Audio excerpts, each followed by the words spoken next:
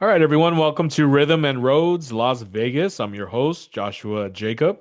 On today's show, I have my friend, singer, musician, Jonathan Karrant. Welcome on the show. Hey, thank you for having me. It's a pleasure.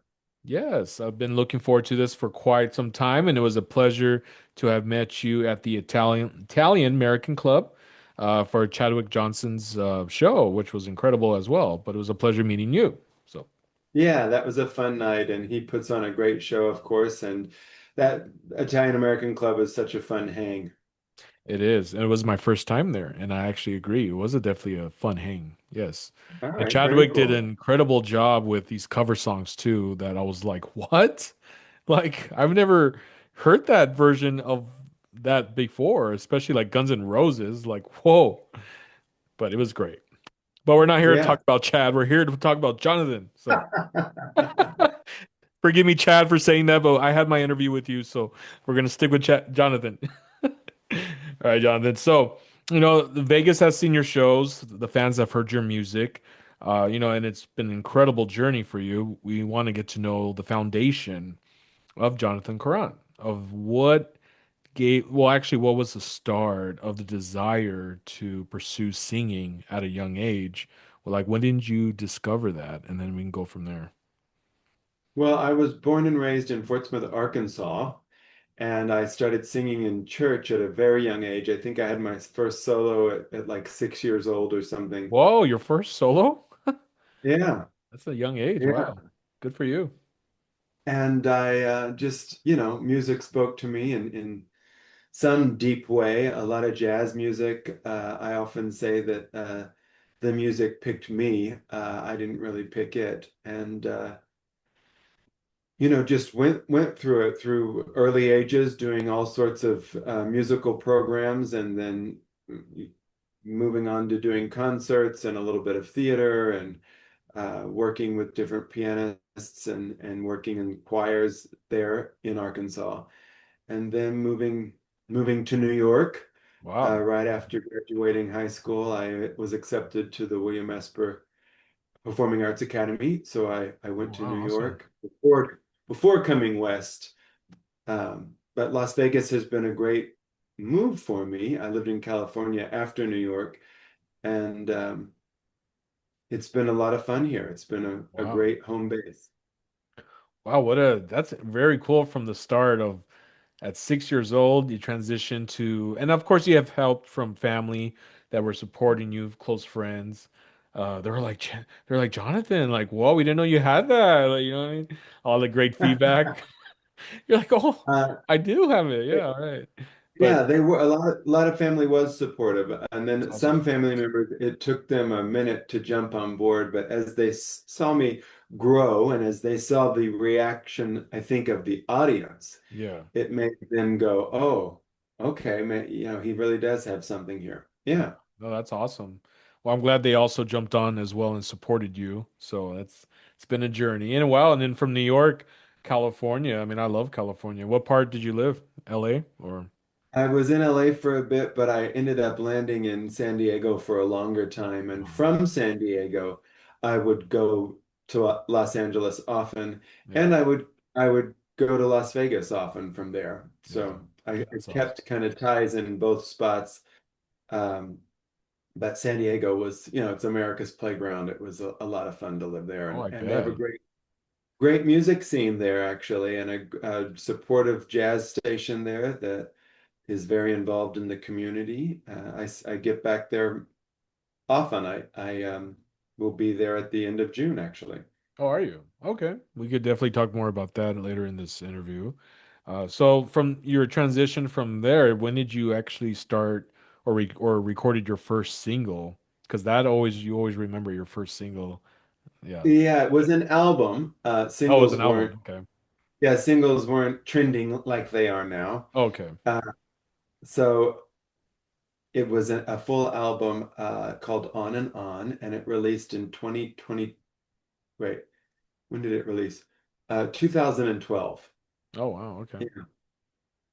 Yeah, and that So, was recorded in San Diego with some San Diego cats and some musicians came from Los Angeles as well. So, to Well, work that's on that. awesome. And I bet that was a great experience. Your first album. Yeah, it was a great experience. And a lot of those songs from that album on and on still get requested by Wow. audience today. So Sure. it Well, stood that's the awesome. test of time for me.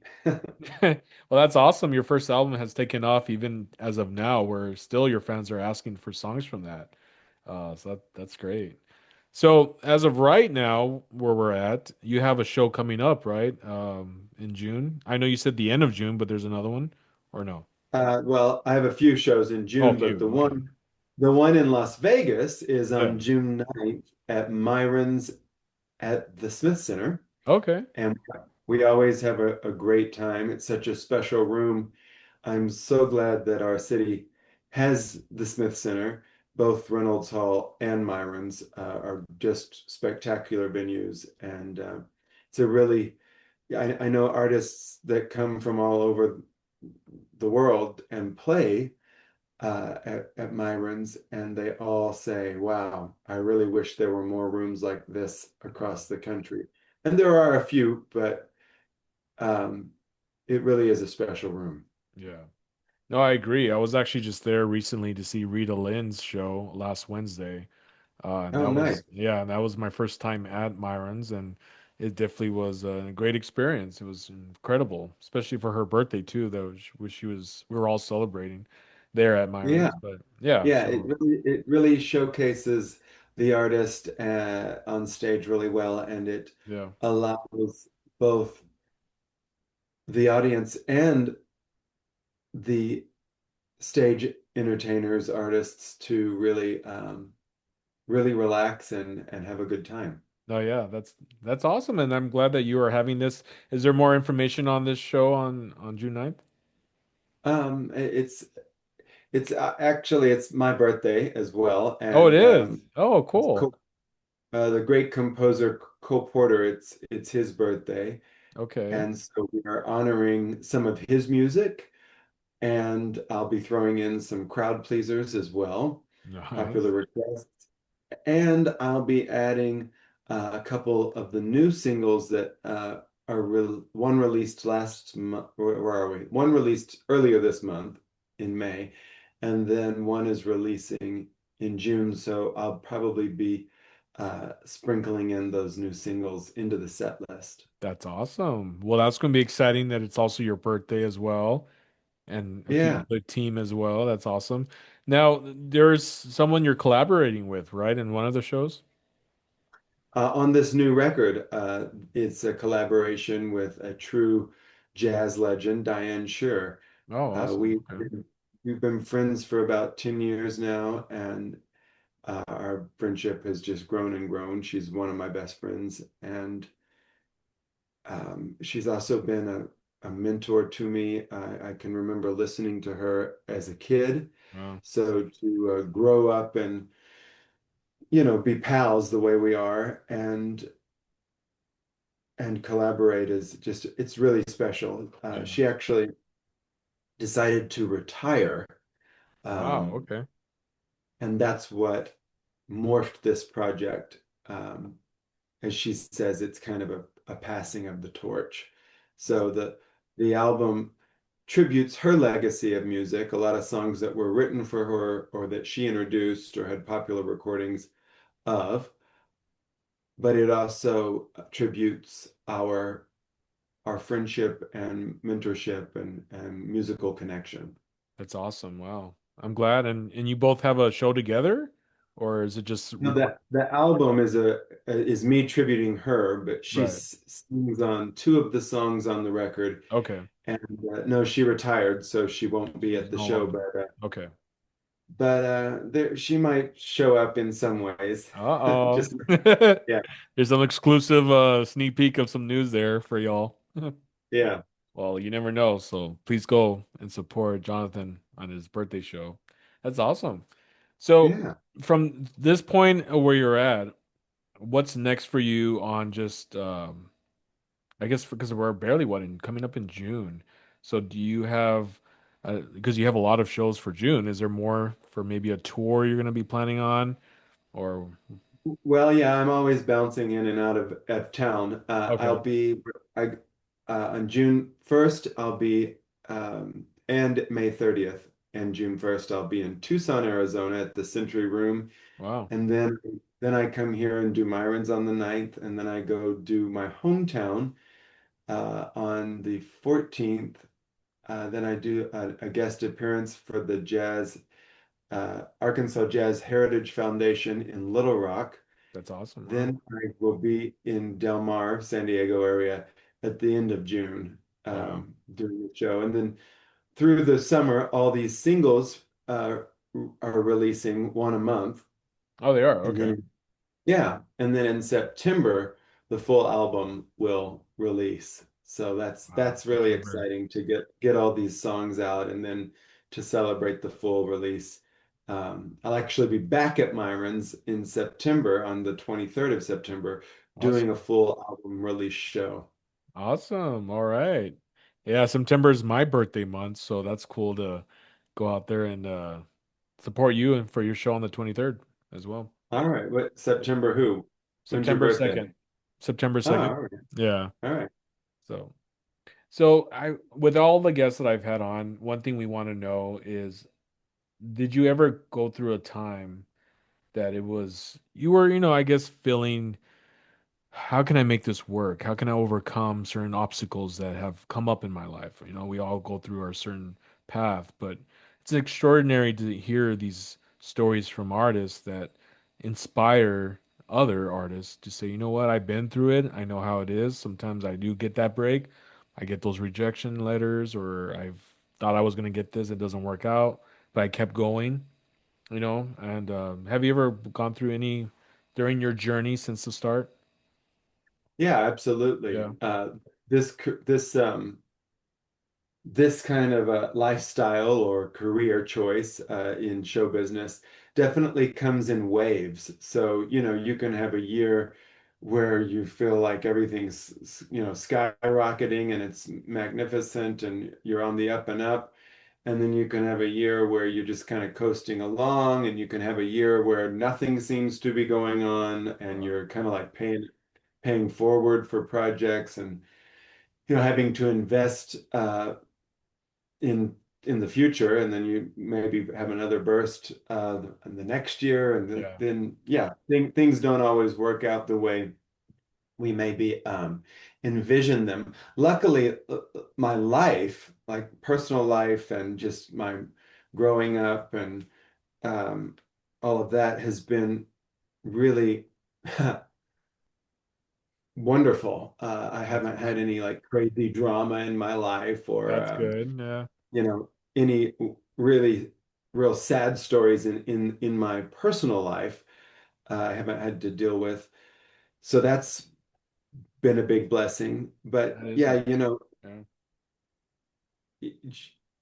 Joan Rivers used to tell young uh, entertainers that they should save, save, save because she herself would have a year where she made a lot of money, a year where she made no money, Wow. and a year where she had to, like pay it forward for, pay it like for projects that would come to fruition later. And then, as they say, Yeah. it takes money to make money.